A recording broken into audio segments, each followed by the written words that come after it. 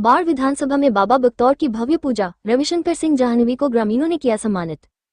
बाढ़ विधानसभा क्षेत्र के पंडारक प्रखंड अंतर्गत बिहार पंचायत के ग्राम मजला बीघा में बाबा बख्तौर की भव्य पूजा का आयोजन किया गया। इस अवसर पर गांव के सभी ग्रामीणों ने पूर्व विधायक स्वर्गीय पप्पू बाबू के पुत्र एवं राजद के वरिष्ठ नेता रविशंकर सिंह जाह्नवी उर्फ पिंटू बाबू को सादर आमंत्रित किया। पूजन कार्यक्रम में रविशंकर सिंह जाह्नवी के साथ राजद के वरिष्ठ नेता सुरेंद्र प्रसाद यादव, दुलारचंद प्रसाद यादव, बखौरी यादव, राम भवन प्रसाद, श्री सोनी सिंह, मलखान सिंह, मुन्ना सिंह सहित हजारों ग्रामीणों की उपस्थिति रही। कार्यक्रम के दौरान ग्रामीणों ने श्री जाह्नवी का अंग वस्त्र व पुष्पमाला से भव्य स्वागत कर उन्हें सम्मानित किया। पूजन के दौरान बाबा बख्तौर से सभी ने गांव और क्षेत्र के उज्जवल भविष्य की कामना की। इस अवसर पर एक स्वर में ग्रामीणों ने राजद का झंडा बाढ़ विधानसभा में फहराने तथा तेजस्वी यादव को बिहार का अगला मुख्यमंत्री बनाने का संकल्प लिया। अपने संबोधन में श्री रविशंकर सिंह जाह्नवी ने वर्तमान बीजेपी सरकार को हर मोर्चे पर विफल बताते हुए उसे नौटंकी की सरकार करार दिया। वहीं सुरेंद्र प्रसाद यादव ने राजद कार्यकर्ताओं से आह्वान किया कि वे बाढ़ विधानसभा में राजद को मजबूती से स्थापित करें।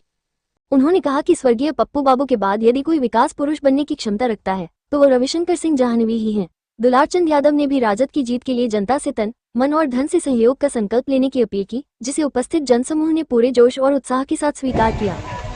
यहाँ उपस्थित सभी बुजुर्गजन को मेरा सादर प्रणाम। हम उन साथियों को शुभ अभिवादन, आप लोगों को शुभ आशीर्वाद।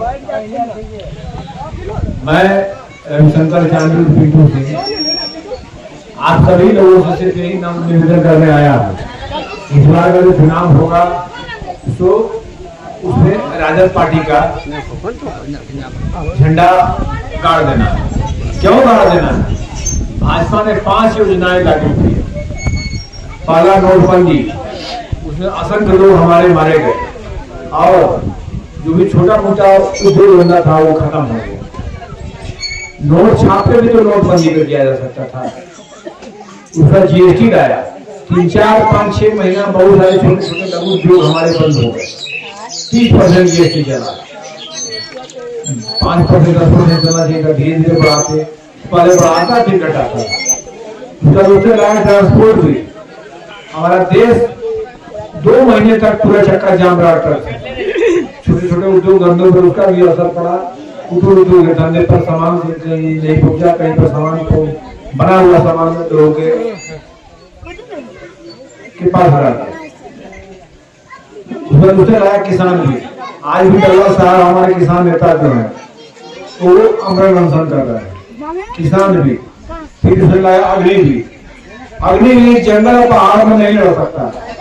मान लिया कि अगर कहीं पर सूचना मिले कि जंगल में 5 आतंकवादी छिपे हुए हैं, उसका हवलदार जो है बोले अग्निवीर को छांटो और फिर बाकी लोग को लड़ने लगे।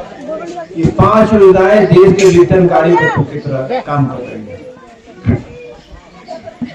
और इसीलिए भाजपा की सरकार को इस बार अलविदा कह देना है और राजद पार्टी का, कांग्रेस पार्टी का, राजद पार्टी का झंडा काम करना। 20 साल से यहाँ बाढ़ में अभी तो हमारे आप लोग का समझ देखे। समझ तो क्या है? हमने पहले भी आया था और पहले भी हमने इसी मुद्दे को उठाया है कि बंदा दिया का रोड का निर्माण होना चाहिए। आप सभी लोगों से यही नम्र निवेदन है कि राजद का एकजुट रहिए, एकजुट होकर वोट कीजिएगा। राजद का झंडा आराम से कर देना है और भाजपा का झंडा को उखाड़ फेंकना है। जय हिंद, जय भारत। चुनाव की तैयारी में आप जुट गए हैं। आज महिला बीघा है, यहाँ लोगों के द्वारा स्वागत किया गया। बाबा बख्तौर पूजा में आप शामिल हुए, कैसा महसूस किया? अच्छा महसूस कर रहे हैं, अच्छा महसूस कर रहे हैं। लोगों के प्रति उम्मीद से लोगों ने मेरा सम्मान किया, स्वागत किया। वह उम्मीद मुझे एक जिम्मेवारी का एहसास दिला रहा है जो इनके प्रति मेरी होनी चाहिए। खुशी एहसास तहजीर है, जिम्मेवारी का एहसास हो रहा है। आपके साथ पुराने लोग भी जुटे हुए हैं, सुरेंद्र यादव, दुलारचंद जी, बखौरी जी, तमाम लोगों का आशीर्वाद है, बुजुर्ग लोगों का। तो फील गुड में आप हैं? फील गुड में क्या मतलब कि जिम्मेवारी का एहसास हो रहा है। इनकी लोगों के लिए कुछ करूँ मैं। जिस तरह से लोगों ने मुझे अपने दिल में स्थान दिया, तो दिल में तो ऐसे ही कोई स्थान देता नहीं है, दिल में स्थान दिया। उस वक्त मेरी भी तो भावना है, मेरी भी तो जिम्मेवारी का एहसास हो रहा है, उनके प्रति जिम्मेवारी का एहसास हो रहा है। फील गुड इसमें क्या है, फील गुड तो है ही, मुझे इस काबिल लोगों ने समझ गए, मुझे अपने उम्मीद पर खरा उतरने के लिए कह रहे हैं, वो अपने उम्मीद है।